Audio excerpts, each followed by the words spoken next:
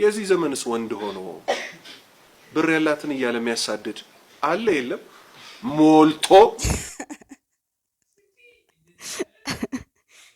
አሰላሙ አለይኩም ወራህመቱላሂ ወበረካቱ። ሰላም እንዴት ናችሁ ያ ጀማዓ? መግቢያው ላይ ያያችሁትን አዳዲስና ምርጥ ዘና ያልነቁም ነገር ምንማርባቸውን ቪዲዮዎች ይዤላችሁ መጥቻለሁ።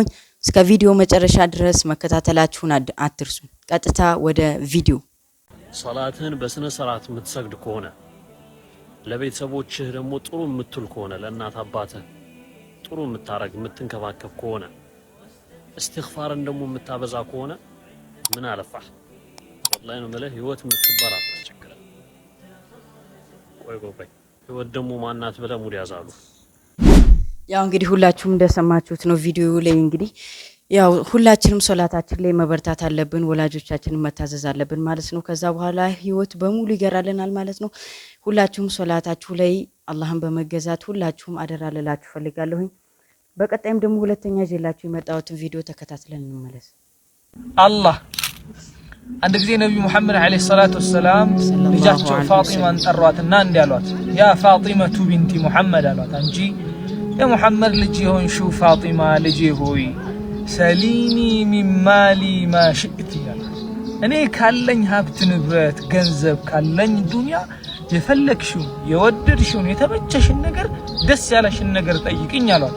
ለአንቺ ለመስጠት እኔ አልሰስትም አሏት። ወላኪን አሏት ነገር ግን አንቂዚ ነፍሰኪ ሚነናር ከጀሃነም እሳት ራስሽ ነፍስሽን አድኝ አሏት። ፈኢኒ ላ አምሊኩ ሚነላሂ ሸይአ ነገ የቂያም ቀን አላህ ዘንድ ቆመሽ ሒሳብ ከጀመርሽ በኋላ አባቴ ይህንን ነገር አግዘኝ ብትይኝ ምንም የማደርግልሽ ነገር የለም አሏት። ዱንያ ላይ የፈለግሽውን ጠይቅኝ፣ አኺራ ግን ነፍስሽን ከጀሃነም እሳት ራስሽ ነጃ አውጪ አሏት። ለዚህ ነው ነቢ ኢብራሂም አለይሂ ሰላም ወላ ቱኽዚኒ የውመ ዩብዓሱን ይላሉ። አላህ ሆይ ነገ የውመል ቂያማ ሰዎች ሲቀሰቀሱ አታስቸግረኝ አታስጨንቀኝ ይላሉ። የውመ ላ የንፈዑ ማሉን ወላ በኑን ገንዘብ ልጆች ሰው ምናምን የሚባል ነገር በማይጠቅምበት ቀን እንዳልጨነቅብህ ጌታዬ ይላሉ ነቢ ኢብራሂም። ያ ሰላም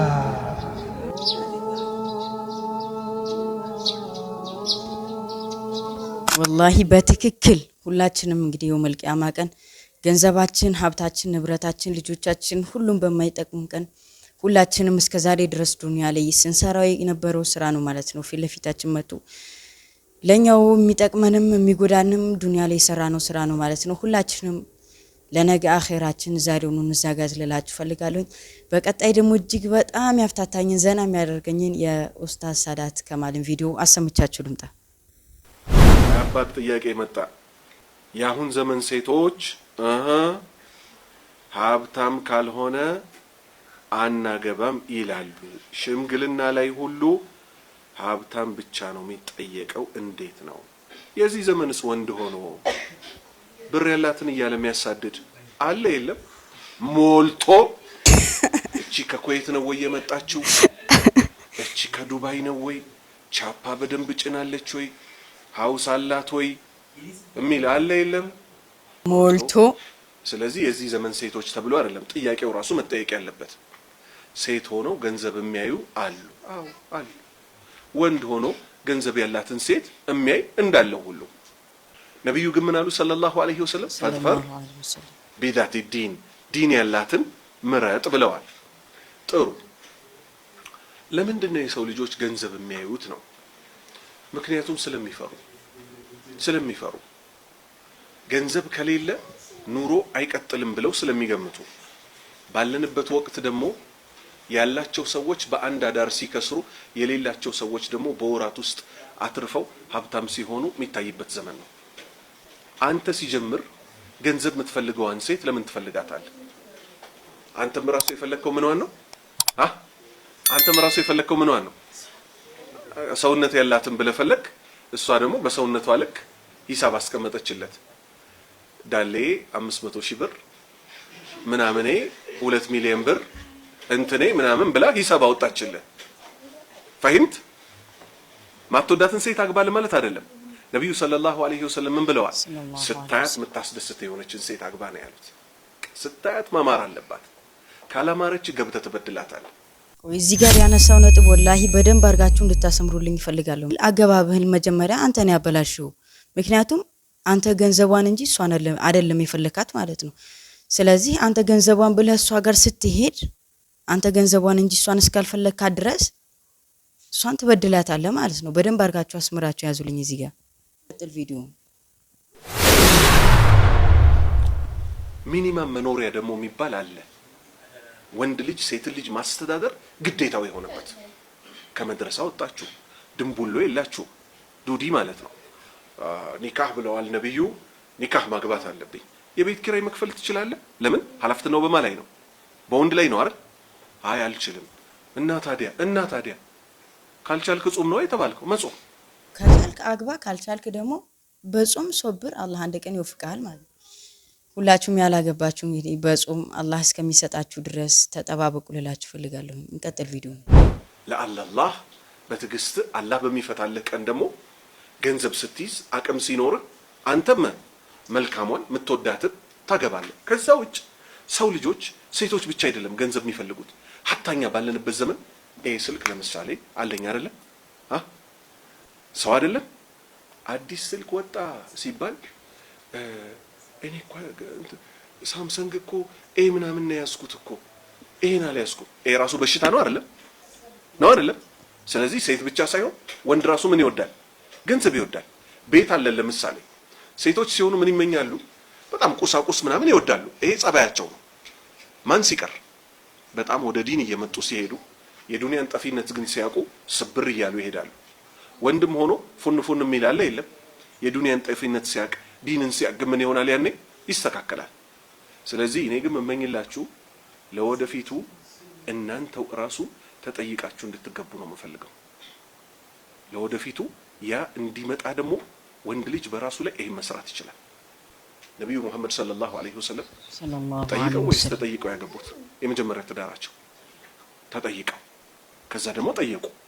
መጠየቅም ያለ ነው። ጥሩ ሰው ግን ከሆናችሁ ተጠይቃችሁ ታገባላችሁ። እንዴት? ሰው ሁኑ መጀመሪያ። ምን አይነት ሰው? አላህ የሚፈልገው ሰው። ከሱ ጋር ጥሩ ግንኙነት፣ ከፍጡራን ጋር ጥሩ ግንኙነት፣ ጥሩ ሰው ሁኑ። ለወደፊት በባትሪ ቢፈለግ የማይገኘው ጥሩ ሰው እየቀነሰ ይሄዳል። መጥፎቹ ላይ ነው እየበዛ የሚሄደው። ፈሂምቱ? ከገንዘቡ በላይ ገንዘብን መሰብሰብ ወላሂ ይቀላል። በሐራም የሚመጣላ ገንዘብ ከለፋህለት ደግሞ ገንዘብ ይገኛል አይገኝም? ይገኛል። ሰው መሆን ግን ከባድ ነው። እዚህ ጋር ሌላ ሰው፣ እዛ ጋር ሌላ ሰው የምትሆን ከሆነ ሰው ፊት አምላኪ ከሰው ውጭ አውሬ የምትሆን ከሆነ አትፈልግም። አላህ ይጠላሃል። አላህ የሚወደው ሰው ከሆንክስ ያኔ ፈልገው ለምነው ሰዎች ልጃችንን እናግባለን ይለዋል። አንተ መለመንም አይጠበቅብህም። ዛሬ ብዙ ሴቶች አሉ የሉም? ሴት በዝቷል እኮ። ወላጆች ምን እስኪጨነቁ ድረስ የሴት ልጆቼን ጉዳይ ምንድነው ማርገው ብለው ማን ነው መጥቶ ኃላፊነቱን ወስዶ ለማን አምኜ ነው ሴት ልጄን ምሰጠው ብሎ እኮ ወላጆች ሲያረግዙ የተጨነቁትን ያህል አሁንም ልጆቻቸውን አርግዘዋል። ሰው ሁኑልኝ። ምንማማረው እኛ በእናንተ ላይ የምንለፋው ሰው እንድትሆኑ ነው። በቃ ተረካቢ ሆናችሁ ዲነኛም በቤት ውስጥም ጥሩ ሰው ሆናችሁ ኢስላምን እንድታስቀጥሉ ነው። ወጣችሁ ግን እናንተም ማትረቡ ሰዎች ከሆናችሁ ሸክም የምትሆኑ ከሆኑ አሁን ቅርብ ቀን የሆነ ቦታውን አልጠቅስም፣ ባልና ሚስት ናቸው። አላህ ያሳያችሁ። ሚስትየዋ ሃይላንድ ምናምን ሁሉ ትለቅማለች። ባልየው ቃሚ ነው። የሆኑ ሰዎች ገንዘብ ሊረዱ ፈለጉ። አስሉ ወንድ ልጅ ወንድ ሆኖ ቢገኝ ኖሮ ገንዘብ ለማን ነበር የሚሰጠው? ለባል ይሰጣል። ባል ሚስቱን ያስተዳድር ነበር አይደል? እሱ ቃሚ ስለሆነ አካውንት ነምበር ክፈች አሏት። አደራ ባልሽ እንዳይሰማ አንቺ ብቻ የሚጎልሽን በአግባቡ ተጠቀሚ ተብላ በአካውንቱ አገባላት። አያችሁ፣ እንዲህ አይነት ብኩን ወንዶች እየበዙ ስለተቸገርን መሰራት ያለበት በቁጥር አንድ ወንዶች ላይ ነው። ወንዶች ጥሩ ከሆኑ ሴቶች በወንድ ሸክም ስር መሆን ይችላሉ። በስነ ስርዓት ላይፍ ይቀጥላል። አሁን ግን አብዛኛው ወንድ የኢስላምም የቤተሰቡ የወላጆቹ ማለት ነው የትዳሩም ላይ ሸክም ነው። እንደዛ እንዳትሆኑ አደራችሁን ልፉ፣ በርቱ። ለወደፊቱ እናንተንም ጥሩ አባት ያደርጋችሁ፣ ሚስቶቻችሁንም ለናንተ የመደሰቻ ሰበብ ያደርጋቸው። ግን የመደሰቻ ሰበብ ባይሆንስ? ይሄ ሌላ ጥያቄ ነው አይደል? ከባዱ ጥያቄ ይሄ ነው። ዱንያ ጀነት ናት እንዴ? አይደለችም። አንዱ ሰው የሆነችን ሴት አግብቶ ፈተና ትሆንበታለች። አላህ ምን ላይ ያደርገው? እሱ በጣም ጥሩ ሰው ሊሆን ይችላል፣ መጥፎ ሴት ሊሰጠው ይችላል። ከአላህ ማለት ነው። ፈራጁ ማን ነው? አላህ ነው። ምን ሊያደርግለት? ሊያዝንለት። ምን አድርጎ? አንድ ለሷ ሊያዝን።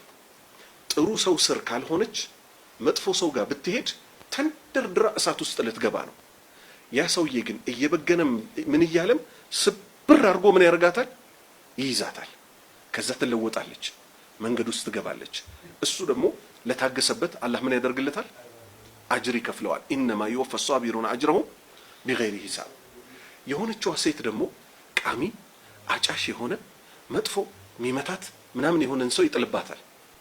ወሊረቢሃ ተስቢር፣ ለጌታዋ ስትል ታግሳ ዱዓውን እያደረገች ስንት የተቀየሩ ወንዶች አሉ አሉ። አባቶቻችሁን መመልከት እኮ ነው። አባቶች ሆነው ሚስት የሚደበድቡ ጫት የሚቅሙ እኮ ነበሩ። ከጊዜ በኋላ አላህ ሰው አድርጓቸው ልጆች ከተወለዱ በኋላ ከፊሎች ደግሞ በሴቷ ጥንካሬ በሴቷ ዱዓ። ስለዚህ እቺ ሴት ምን አገኘች ማለት ነው? አጅራሃ መረተይን፣ ሁለት አጅር አገኘች። አንድ ታግሳ ይሄን ሰውዬ ሰብራ ምን ያደረገችበት ከመጥፎ ህይወት ከሱሱ አውጥታ ሰው ላረገችበት። እሱ ኢማነኛ ሆኖ በቀጠለ ቁጥር ምን ይሆናል? የሱ አጅር ሳይቀነስ ለሷ ይገባላታል። ሁለተኛስ ታግሳ መስዋዕትነት ለከፈለችበት። ስለዚህ የአላህን ጥበብ አናቀው። ከፊሎች በልጅ ትፈተናላችሁ፣ ከፊሎች ልጅ ላይ ይሰጣችሁ ይችላል። የትዳር ጌጡ ምንድነው የሚባለው? መውለድ ነው አይደለ? የተኛ ሁሉ አይወልድም። ስንት ሰዎች አሉ በልጅ የሚፈተኑ። ከአላህ ከመጣ ምን ማድረግ ነው? ጌታዬ ሆይ አንተ ጀነትን አዘጋጅተሃል፣ ትዳሩንም ሰጥተኸኛል፣ አልহামዱሊላህ። ካንተ ደግሞ ከጅላለሁ። ዱንያዊ ሰበብም ህክምናም የመሳሰለውን ያለው ማድረግ ያለብኝን አቅሜ በቻለው መልክ አደርጋለሁ ማለት ነው። አላህ ብቻ ጥበቦቹን ያስረዳል። ወንዶች ሰምታችኋል እንግዲህ አግቡ አግቡ አግቡ። ሐላል ትዳርን አላህ ይወፍቃችሁ። አቅሙን ያላችሁ ሰዎች እንግዲህ አግቡ ብዬ መክራችኋለሁ። ምክንያቱም ረሱል ሰለላሁ ዐለይሂ ወሰለም ከናንተ አቅሙ የቻለ ሰው ለትዳር ሁሉም ትዳር ያዝ ብሏልና ሁላችንም አቅሙ ካለን ትዳር ነው ያዝለን። እስከዚህ ድረስ እንግዲህ ቪዲዮውን የተከታተላችሁን ከሆነ ሁላችሁም ቪዲዮውን ወዳችሁታል ማለት ነው። ምንም አልጠራጠርም። ሁላችሁም ቪዲዮውን ላይክ ማድረጋችሁን አትርሱ። እንዲሁም ደግሞ ስለ ቪዲዮ የተሰማችሁን ነገር ኮሜንት ላይ ጻፉልኝ ማለት ነው።